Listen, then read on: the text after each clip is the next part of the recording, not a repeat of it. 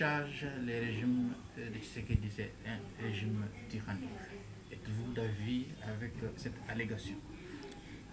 Personnellement, comme un président des collectifs de société civile active au Nord Kivu, je suis vraiment désolé de ces fameux discours.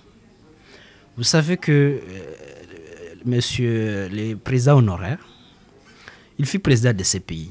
Il ne devrait pas commencer par là. Quelqu'un qui a géré les pays pendant 18 ans, voir comment son peuple est en train de massacrer, il ne devrait pas commencer par là. D'ailleurs, pour nous, non, il doit d'abord retirer. Il devrait commencer par compatir avec le peuple congolais, meurtri. Comme un chef d'État pendant 18 ans, la République l'a nourri. La République l'a fait tout ce qu'il était. Vous aviez vu des photos de M. Kabila à l'époque? Mais ça, c'est l'ingratitude.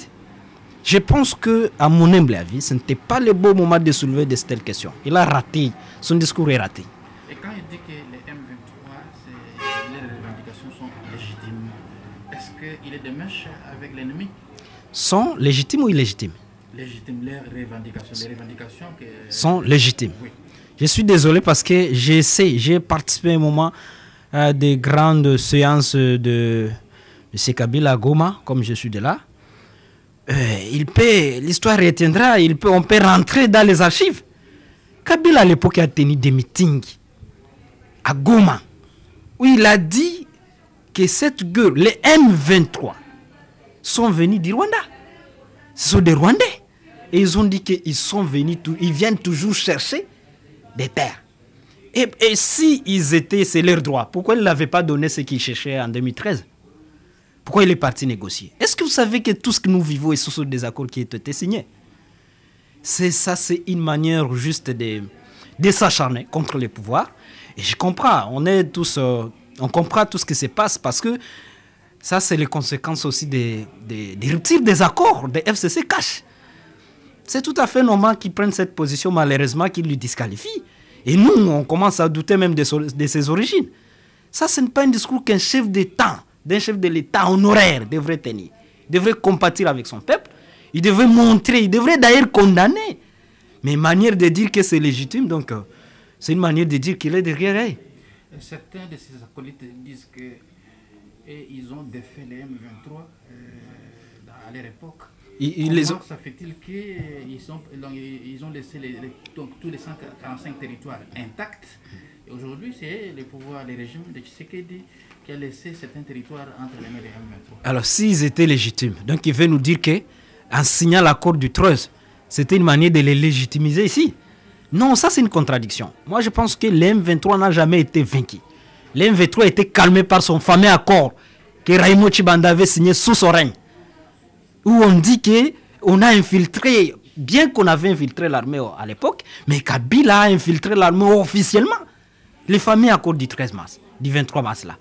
C'est compliqué, mais Kabila n'a pas de mots plus à nous dire ici. Et moi, je ne doute pas, j'assume mes mots, que je me joins à la parole du chef de l'État. Tout ça, c'est Kabila. Je peux aussi le dire, parce qu'il ne devrait pas prendre des langages comme ça. Et puis nous, les activistes, nous avons encore de mauvaises mémoires par rapport aux actes de Kabila. Je suis un défenseur des droits de l'homme. Il y a des dossiers dont il est cité. On peut citer Tchebeya, on a massacré les gens à Goma, on a tiré sur nous, on a transporté nos forces sous son... Mais c'est un dictateur. Le régime de Kabila, c'était un régime qui était caractérisé par la dictature. Nous avions vu, moi personnellement, on est dans un bis à Goma. Vous parlez mal, vous commentez seulement négativement de Kabila, on vous amène, on vous torture. Non, il n'a pas de leçon à donner à la République. Il a fait sa part, il a amené le pays là où il est, et là, il doit s'assumer.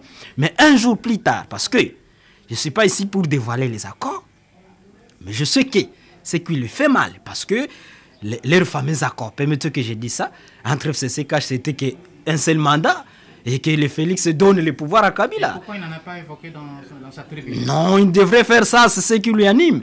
Mais vous pensez que Nanga aurait tiré des moyens où? Nanga dévié qui? Il n'est pas seigneur de guerre. C'est juste une marionnette. C'est juste quelqu'un qui ne comprend rien. C'est juste une canne à sucre qu'on est en train de scier, après on va jeter. Cette affaire est claire. On ne doit plus cacher la vraie face de cette guerre. Nous, à l'Est, nous avions dénoncé des recrutements qui se sont faits au niveau des Calais.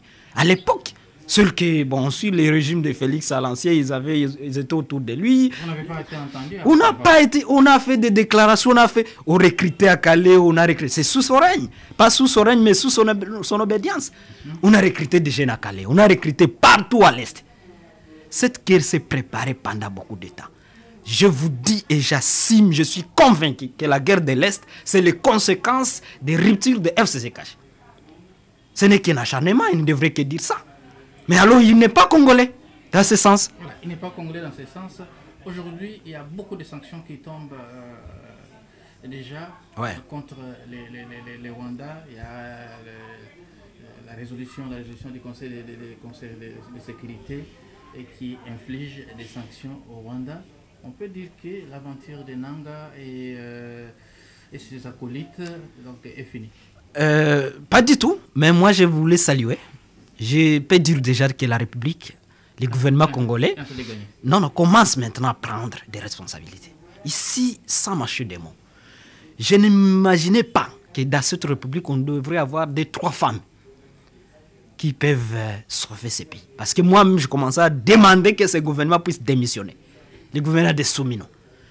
Mais je ne retire pas, mais je félicite cette fois. Je cite ici la première, la femme, son Excellence Thérèse, la ministre des Affaires étrangères. Chapeau bas. Je prends ici la ministre des Droits humains, Chantal Tchambou, maître Chantal Tchambou. Chapeau bas. La première ministre qui est leur chef. Chapeau bas. Ah non, ça, c'est le fruit de ces femmes. Et c'est la diplomatie, voilà ce qu'on attendait. Voilà ce qu'on attendait. Parce que s'il y avait riposte rigoureuse comme le chef de l'État l'avait fait, il y aurait encore eu des morts. Mais ça aussi, c'est... papa, quand on parle de riposte, on n'a pas dit seulement riposte des armes. C'est aussi une manière de riposter. Quand on fait une diplomatie agissante. Mais c'est parmi aussi des ripostes. Et il y a des guerres qui ont pris fait ici avec des stratégies de diplomatie. Mais on ne veut pas dire qu'on encourage parce que les gens se sont retirés, les autorités de Bukavu, pour que le sang ne coule. On ne peut pas encourager ça. Mais ça aussi, c'est parmi les ripostes.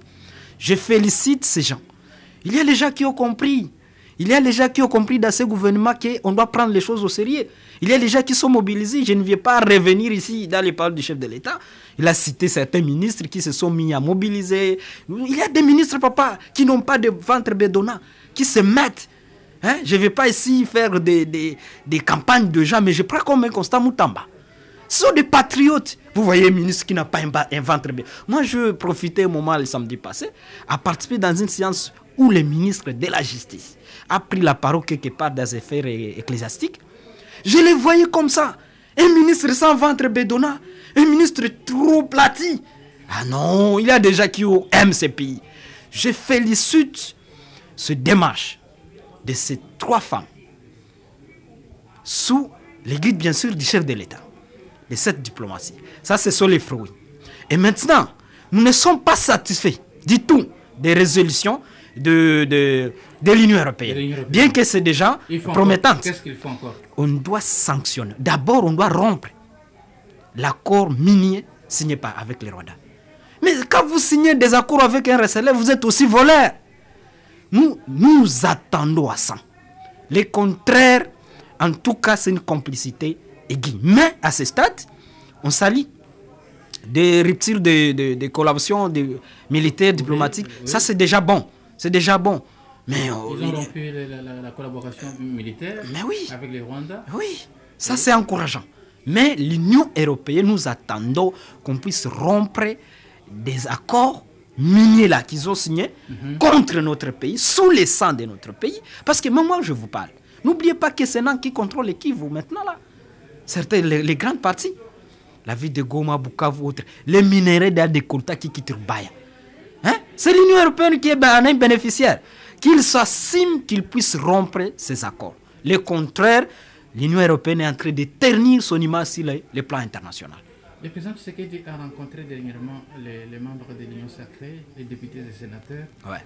Et il a félicité, comme vous venez aussi de féliciter. Certains, exactement, oui. Oui, mais il a fait des annonces importantes qu'il y aura l'ouverture du gouvernement d'union nationale. Comment avez-vous accueilli cette nouvelle? Pour moi, j'ai dit ça au portail, mais j'ai avec crainte. Tous ces gens, la majorité de ceux qui sont autour de Félix, sont des jussaires. Mais pourquoi ce pays doit être toujours dirigé par les mêmes personnes? Faudra-t-il rénover la classe politique? Mais oui, on a demandé ça depuis longtemps. Avant que je sois né, j'ai maintenant trentaine d'âge. Il y a les gens qui ont dirigé ce pays. Ils reviennent toujours. Mais ils reviennent pour faire quoi? De l'expérience, de notre expérience. Ah non, papa, ce pays a besoin. Mais je prends témoin. Il y a des ministres jeunes ici qu'on a pris. Vous voyez les services qui sont en train de rendre. Ils n'ont jamais été ministres. Ils n'ont jamais été ministres. Je prends l'exemple ici de son excellence Constant Moutamba. Il a quel âge? Il a quelle expérience? Mais ce sont les gens qui prennent ce pays à cœur. Je prends... Non, il y a des gens qui doivent laisser maintenant ce pays en paix. Bah, dinosaure Wana, bah, ça la nini. Oh, quelque temps nous sommes malades. Et puis, bah, exonérer Bangoué, les enfants sont en Europe. Ils peuvent déjà être au Sénat, là-bas, être sénateurs. Et puis, on va chaque fois les consulter en cas de nécessité. Là, vous faites allusion à... Je fais allusion à tout ce que vous voyez, les Batiloukou. Je vais citer les gens. Les Batiloukou, il est de chez nous, non? Donc, avant que... Les gens ont dirigé pendant, depuis l'époque...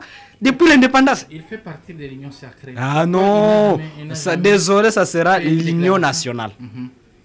Donc le président lui-même a senti que ceux qui sont autour de lui, fati béton, bazo bétonné. Les jussaires. Les jussaires sont bazo bétonné. Mais ces gens-là doivent laisser maintenant les pays. Nous recommandons, nous disons que c'est opportun. À condition qu'on renouvelle la classe politique. Pas seulement moi, il y a les gens qui sont capables, honnêtes, dignes. Ils ont un CV, non, et des origines. Pas de... qu'on ne reprenne pas. N'est-ce pas? De toutes d'origine. Des Congolais d'origine, tout. Non. Lentement et sûrement à la fin de cet entretien, on doit laisser ces pays décoller. Quelles recommandations formulez-vous à l'endroit du président de la République, du gouvernement et de la population congolaise tout entière? Nous avions fourni beaucoup de recommandations. Je suppose que cette fois-ci, ce que nous allons fournir ici, on va aussi en prendre compte. Le pays ici, c'est un pays béni de Dieu. J'ai compati d'abord avec mes frères. Monsieur le journaliste, je vous dis, à Goma, c'est catastrophique. Même certains, entre guillemets, qui pensaient que Nanga serait favorable, qui pourraient se rallier. Bazoka moi.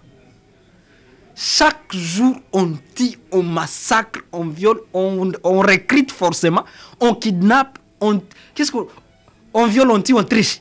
À Goma. Avec l'arrivée du procureur général de la CPI à Kinshasa, ça vous rassure quand même que ces actions ne seront pas, et donc ne vont pas rester impunies. D'ailleurs, je profite de faire les plaidoyers. La CPI avait demandé que ceux qui ont des informations pour les crimes commis à l'Est, qui puissent les fournir. Mais c'est le bon temps que le gouvernement national puisse appuyer des organisations des droits de l'homme qui sont sur place. Parce que Tolingi va payer ça élément, les données qui ne sont pas fiables. Comment on va nous dire qu'une organisation qui est ici à Kinshasa, ils ne savent de rien de l'Est. Salut mon rapport. Par quel moyen? Nous avons des ONG qui sont là. Maintenant, là, j'étais en train de parler avec la responsable des réseaux des femmes qui a fait une lettre contre Nanga. Et maintenant, là, elle est recherchée. Elle a cité tout. On viole, on triche. Papa, les filles commencent et les femmes à Goma. Moi, je te parle. Quand vous quittez la maison, vous achetez aussi des pridances, des préservatifs, au sac. Parce qu'on ne sait pas quand on va te prendre. Ils sont en train de récupérer. Vous trouvez ces mains dans la route. Ma soeur, venez, suivez-moi. Si vous avez malchance ou ballon, je ne sais pas comment dire ça, on vous amène dans l'hôtel. Et quand il est avec vous, il est en train de violer une femme, il va appeler deux aussi, ses frères, des criminels. Baillé va violer 3 personnes, 4 militaires sur une fille. Si vous avez la mauvaise chance, on vous amène même dans des... Moi, dans mon téléphone, j'ai des données. Je vous dis, je ne flatte pas. J'ai des données, je suis un président de la société civile. Je suis un défenseur avéré, enregistré au niveau national. J'ai des éléments de preuve. Les filles qui ont été victimes m'ont contacté. Ils m'ont dit, j'ai mal. Donc, ils sont les filles, à Goma, on triche, on viole, on tue. Même maintenant, je vous parle. Donc, c'est catastrophique. Nous plaidons. D'ailleurs, nous avions introduit notre agenda au nom des 10 organisations qui sont impliquées là-bas. Ils ont commencé le travail depuis un moment. Et il les faut difficilement, avec 0 franc. Mais vous allez voir, des justeurs sont là toujours en train de voyager. Mais cet argent-là peut servir ces organisations. Aujourd'hui, un défenseur des droits de l'homme ne peut pas se faire montrer dans la vie de Goma. Baboumié. Ils sont tous en exil. Ils vivent à Goma, certains en se cachant. Mais ils travaillent pour la République. Pourquoi ne pas aider ces gens? Il y a des gens qui ont fui comme nous. Moi, je suis à Kinshasa, mais ce n'est pas ici chez moi. Je fuis avec toute ma famille. Parce que la première étape, comme village, nous ne voulons pas avoir des défenseurs des droits de l'homme. Nous tous. Nous sommes exilés. Je suis à Kinshasa, ça fait maintenant à peu près 1 mois. J'ai abandonné à notre triste sort. On n'est pas là pour plaider à nous-mêmes, mais je plaide pour ces gens. Qu'on ouvre l'aéroport. Qu'on fait les couloirs humanitaires. Les gens manquent à manger, les gens ne voient plus. Ils sont contraints à des lois, travaux forcés. Au moins, ils m'ont à Salongo. Et à Salongo, c'est Bazo Boumabato.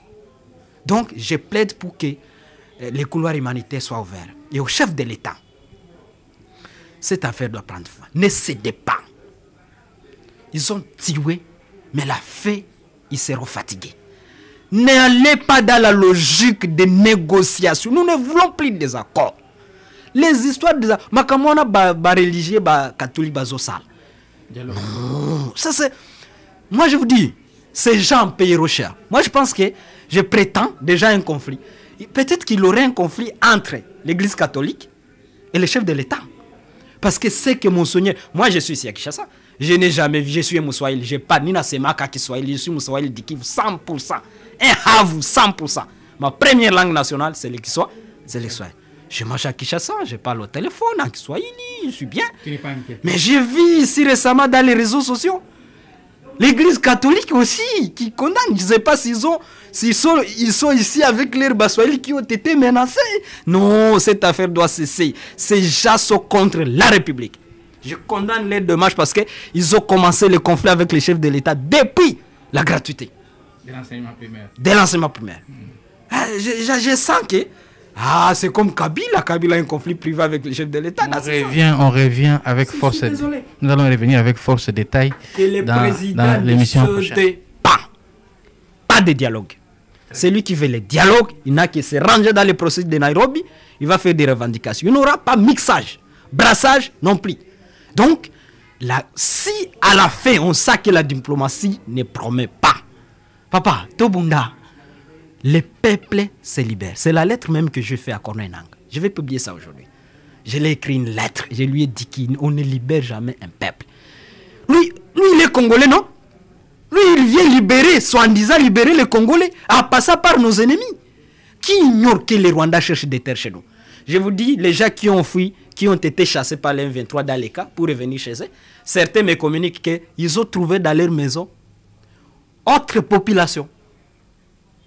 Donc, les Rwandais traversent, ils ont occupé des maisons de déplacés. Tout ça, c'est crime contre l'humanité. Comment on appelle ça? Les déportages, si je ne m'abuse pas. Il y a un terme là, déportation. Donc, ils ont rencontré d'autres personnes. Et ce sont des Rwandais 100%. Corneille Nangaa, je t'en supplie. Votre élite ne peut jamais réussir. Pour d'abord une seule raison. Parce que vous êtes passé par vos voies. Vous êtes passé par nos ennemis. C'est pourquoi personne au Nord Kivu, de la société civile, des droits de l'homme, qui vous a approché. Et nous ne vous approcherons jamais. Tioué, à la fin, votre sort, vous mourrez comme un chien. Je ne suis pas prophète de malheur, mais avec tout ce qui se passe à Goma, ah non, les mamans pleurent chaque jour, Baboumi Bana, les garçons qui faisaient les sports, on tire, on massacre, on fait quoi. Mais c'est ça, avec cette histoire, nous sommes fatigués. Laissez-nous maintenant la paix, papa. Corneille m'a mal choisi parce qu'il est parti, il est passé par un mauvais chemin. Merci beaucoup. Corneille n'a pas de militaires, messieurs les journalistes. Corneille n'a pas de militaires. Les gens qui sont en train de s'équiper, ce sont des bogards militaires. Ce sont des forces rwandaises. Bien habillées. Où est-ce que Corneille Nangaa a trouvé des militaires? Il a recruté au Rwanda aussi et des pays. Ce sont des mercenaires. Tuez-nous. Mais un jour, le sang des innocents va se venger. Merci. Merci beaucoup. Merci, monsieur le journaliste.